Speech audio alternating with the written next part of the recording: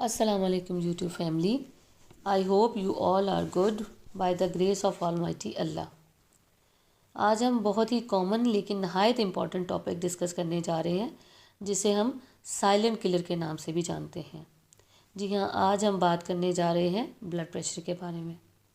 जिस तरह से मैंने कल की वीडियो में ये बात डिस्कस की थी कि जिस तरह फीवर को हम एक डिज़ीज़ कंसिडर नहीं करते, इसी तरीके से हाइपरटेंशन या ब्लड प्रेशर अगर हाई हो जाए या ब्लड प्रेशर को हम एक डिज़ीज़ कंसिडर नहीं करते।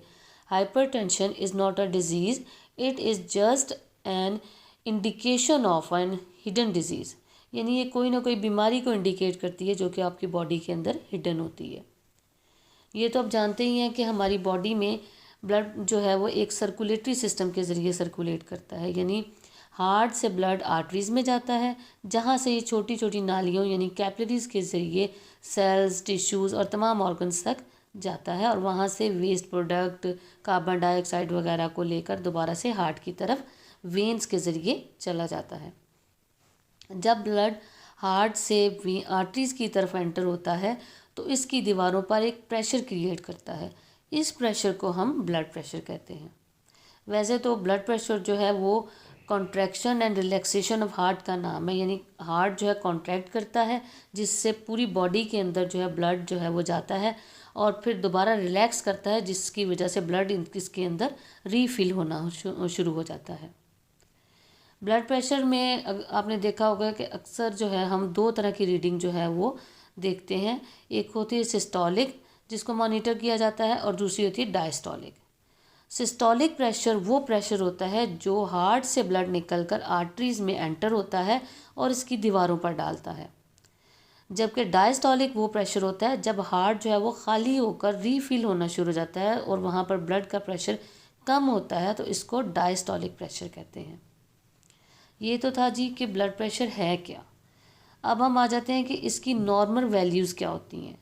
इसकी नॉर्मल वैल्यू एक हेल्दी पर्सन में 120/80 mmHg होता है, जिसको में 10 प्लस माइनस को भी हम नॉर्मल कंसिडर करते हैं।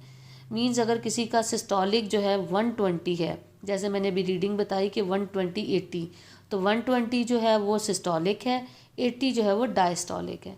120 अगर चेंज होके मतलब 130 हो जाए या कम होकर 110 हो जाए तो इसको भी हम जो है नॉर्मल कंसिडर करेंगे। और अगर डायस्टोलिक प्रेशर यानी 80 जो है वो 90 हो जाए या 70 हो जाए तो इसको भी हम हाई ब्लड प्रेशर नहीं कहेंगे बल्कि इसको नॉर्मल ही कंसिडर करेंगे। इसके अलावा यहाँ पे एक बात बहुत इम्पॉर्टेंट है कि समटाइम्स ये होता है कि एक पेशेंट 50 प्लस एज में आ गया है या 50 इयर्स की एज में आपके पास आया है और वो कह रहा है कि जी मुझे जो ब्लड प्रेशर जो है वो मेरा हाई हो गया है, जबकि बीपी उसका 140/90 है। तो ऐसी सूरत को हम हाई ब्लड प्रेशर या हाइपरटेंशन नहीं कहेंगे बल्कि ये उसकी एज के मुताबिक बिल्कुल ठीक ब्लड प्रेशर है, क्योंकि जैसे जैसे एज बढ़ती है तो आपकी जो आर्टरीज़ होती हैं उसकी आर्टरीज़ जो होती हैं उसकी जो वॉल्स होती हैं उनकी इलास्टिसिटी जो है वो कम होना शुरू हो जाती है, वो थोड़ा हार्ड हो जाती हैं, थिक हो जाती हैं, जिसकी वजह से ब्लड प्रेशर भी रेज होना शुरू हो जाता है।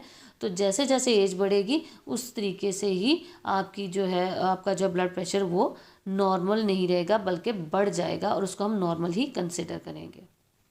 जी, ये तो थी नॉर्मल वैल्यूज़। अब हम आ जाते हैं इसकी कुछ कॉमन टाइप्स जो कि आम तौर पर देखने में मिलती हैं, उसको हम डिस्कस करते हैं। इसमें पहली जो टाइप होगी वो है primary blood pressure. Primary blood pressure जो कि आम ब्लड प्रेशर जिसको हम कहते हैं कि जिसमें ख़ास हमें पैथोलॉजी किसी चीज़ की नहीं मिलती, ये 90 to 95% लोगों में होता है, जो कि जेनेटिकली भी हो सकता है। मींस कि अगर किसी के पेरेंट्स में ब्लड प्रेशर है तो वो उसके बच्चों में जो है वो काफ़ी हद तक चांसेस होते हैं कि ट्रांसफ़र हो जाए। दूसरा, ऐसे लोग जो चेन स्मोकर हैं, अल्कोहल का बहुत इस्तेमाल करते हैं, नमक का इस्तेमाल खाने में बहुत ज़्यादा करते हैं, ऐसे लोगों में भी प्राइमरी ब्लड प्रेशर की बीमारी हो जाती है। इसके अलावा अगर बॉडी के अंदर विटामिन डी की डेफिशिएंसी है, विटामिन डी कम हो जाए तो इससे भी आपके ब्लड के अंदर जो प्योरिफिकेशन जो है वो कम हो जाती है, वेस्टेज ज़्यादा होना शुरू हो जाता है, विस्कोसिटी ब्लड की बढ़ जाती है जिसकी वजह से बीपी जो है वो बढ़ जाता है। इसके अलावा फ़िज़िकल एक्टिविटी अगर किसी की कम है, बैठे रहने का काम ज़्यादा है, सेडेंटरी लाइफ बहुत ज़्यादा है, तो उनमें भी प्राइमरी ब्लड प्रेशर देखने में मिलता है। ओबेस लोग जो होते हैं, जिनमें मोटापा बहुत ज़्यादा होता है, पैक्ड फूड जो लोग बहुत ज़्यादा इस्तेमाल करते हैं, जिसमें प्रिजर्वेटिव ज़्यादा होते हैं, टिन होते हैं, जो इस किस्म के फूड यूज़ करते हैं, या कह लें कि स्पाइसी और फैटी फूड जो है ज़्यादा इस्तेमाल करते हैं, उनमें भी प्राइमरी ब्लड प्रेशर देखने में आता है। ये तो थी एक टाइप। अब हम जाते हैं इसकी सेकंड टाइप की तरफ, जो है secondary blood pressure. Secondary blood pressure ऐसा ब्लड प्रेशर होता है जो किसी पैथोलॉजी की वजह से हो, यानी उसकी बिहाइंड द रीज़न कोई ना कोई बीमारी हो, कोई डिजीज़ हो, जिसकी वजह से ये ब्लड प्रेशर पेशेंट के अंदर आपको मिले।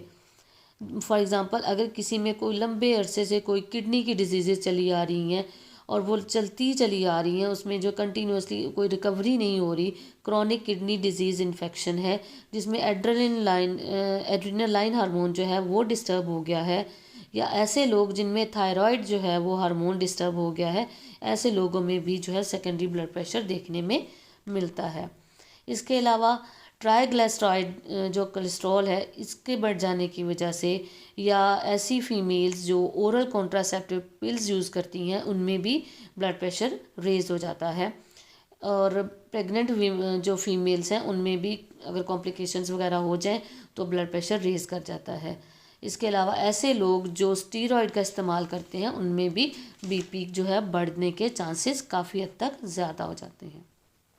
ये तो थी इनकी टाइप्स जिसको हमने डिस्कस किया। अब हम आ जाते हैं कि वो कौन कौन सी सिम्टम्स हैं जिनको देखकर हम इस चीज़ को रूल आउट करें कि ये ब्लड प्रेशर ही है और उसको हमें आगे चल के ट्रीट भी करना चाहिए। इसमें सबसे पहली चीज़ तो है हेडेक। बहुत ज़्यादा सीवियर किस्म का हेडेक हो, सर में दर्द है और शॉर्टनेस ऑफ ब्रीथ, यानी कि सांस लेने में मुश्किल हो रही है, हार्ट पैल्पिटेशन मिले, यानी आपकी जो दिल की धड़कन है वो तेज़ हो जाए, चक्कर आना शुरू हो जाए, वर्टाइगो किसी कंडीशन हो, गुस्सा बहुत आता है ब्लड प्रेशर के पेशेंट को, चिड़चिड़ाहट बहुत हो जाती है। और अगर यही जो बीपी की कंडीशन है, हाइपरटेंशन की कंडीशन बढ़ती जाए और कंटिन्यूसली जो है बढ़ती जा रही है, तो ऐसी सूरत में पैरों में सूजन, किडनी फेलियर, हार्ट रिलेटेड जो है डिजीज़ जो हैं वो आगे चल के आपको इन फ्यूचर मिलती हैं। इसके अलावा डिजीनेस बहुत ज़्यादा होती है और बाज़ लोगों को आंखों के आगे अंधेरा यानी धुंधलापन भी देखने में आता है। जी, ये तो थे वो सिम्टम्स जिसको आप देखकर कह सकते हैं कि ये ब्लड प्रेशर का पेशेंट है। अब आगे चलते हैं इसकी कुछ प्रिकॉशंस की तरफ, कि अगर किसी को ब्लड प्रेशर नहीं हुआ तो उससे बचा कैसे जा सकता है कि आप इस बीमारी से बिल्कुल दूर रहें ताकि आपकी बॉडी फिट रहे। इसमें पहली चीज़ तो ये है कि आप प्रॉपर एक्सरसाइज लें, नमक का इस्तेमाल कम करें, पानी का इस्तेमाल ज़्यादा करें ताकि आपकी बॉडी के अंदर जो वेस्टेज है, जो वेस्ट प्रोडक्ट्स हैं, वो सारी यूरिनेशन के ज़रिए बाहर निकल जाए और बीपी जो है आपका स्टेबल रहे और उसमें फ्लक्चुएशन ना आए। इसके अलावा फ़िज़िकल एक्टिविटी आप उसको बढ़ाएं, ज़्यादा से ज़्यादा बढ़ाएं, जितनी आपके पास टाइम हो, जितना आपका स्टेमिना हो, उतनी एक्सरसाइज वगैरह लाजमी करें। वेट कम करें, सेडेटरी लाइफ से बचें, alcohol, smoking, spicy food, fatty food, इन तमाम चीज़ों से परहेज़ करें। लेकिन अगर इन केस आपको जो है ब्लड प्रेशर अल्लाह न करे हो जाए किसी पेशेंट को, तो ऐसी सूरत में अगर वो एलोपैथिक दवा इस्तेमाल कर रहा है तो एलोपैथिक मेडिसिन को एब्रप्टली आप बंद नहीं करेंगे, बल्कि क्योंकि उस आपकी बॉडी जो है वो उसके एडिक्ट हो गई है, आप उसको किसी भी तरीके से अचानक बंद नहीं करेंगे। इससे आपकी बॉडी जो है, बॉडी के अंदर जो ब्लड प्रेशर है वो फ्लक्चुएट कर जाएगा अचानक, जो कि आपके लिए बहुत ज़्यादा फैटल कंडीशन कॉज कर सकता है।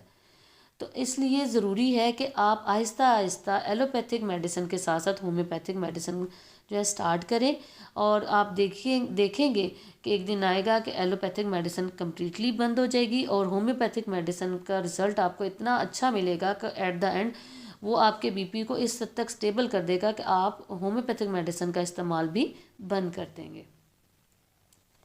अब आ जाते हैं उन होम्योपैथिक मेडिसिन की तरफ जो कि हम ब्लड प्रेशर की सूरत में इस्तेमाल करवाते हैं। ये तमाम मेडिसिन जो है हाइपरटेंशन की हैं, हाइपोटेंशन की नहीं है। मीन्स के जिनका ब्लड प्रेशर हाई होता है, जिनका लो होता है वो हम नेक्स्ट वीडियो में डिस्कस करेंगे। यहाँ पर हम जो मेडिसिन डिस्कस करें वो हाई ब्लड प्रेशर के हवाले से हैं। इसमें 2 मेडिसिन ऐसी हैं जो हम सिंगल रेमेडी के तौर पे बहुत अच्छे रिजल्ट्स लेते हैं इनसे। अपनी प्रैक्टिस में मैंने इनको बहुत ज़्यादा इस्तेमाल करवाया है, बहुत अच्छे रिजल्ट्स हैं। जिसमें पहली मेडिसिन है लैक्सिस क्यू।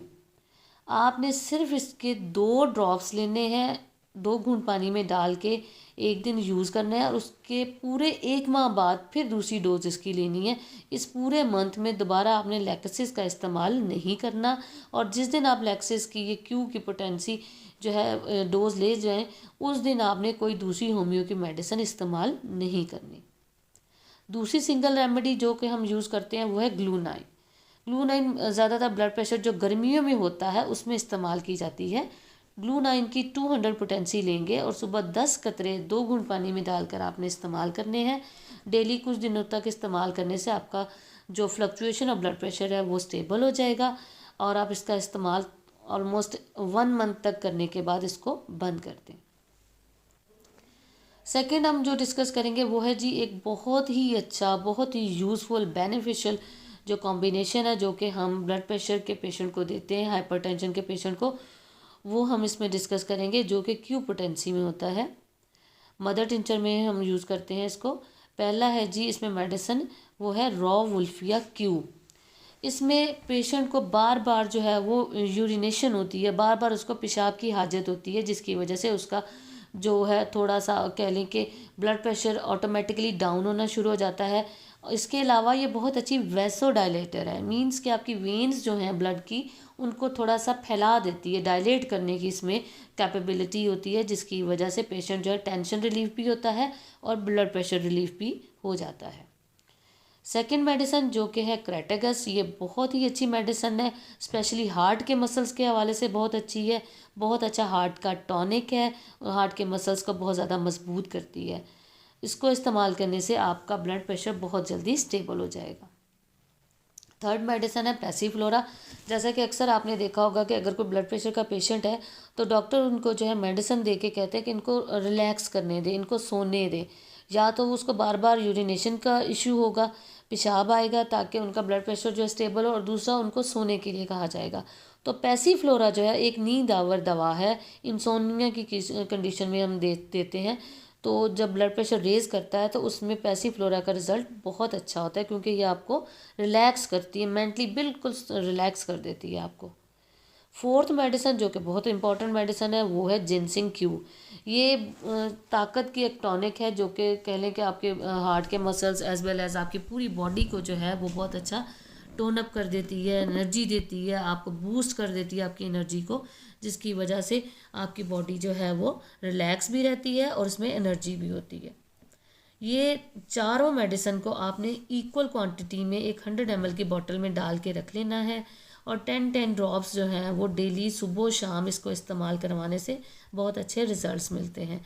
शुरू में आप इसको 3 दफ़ा भी कर सकते हैं डेली, लेकिन जैसे ही आपका ब्लड प्रेशर फ्लक्चुएशन करने से ठीक हो जाए और स्टेबल हो जाए तो आप फ़ौरन जो है उसका डोजेज जो है वो कम करके आहिस्ता आहिस्ता ग्रेजुअली जो इसका इस्तेमाल 1 माह के बाद बंद कर दें।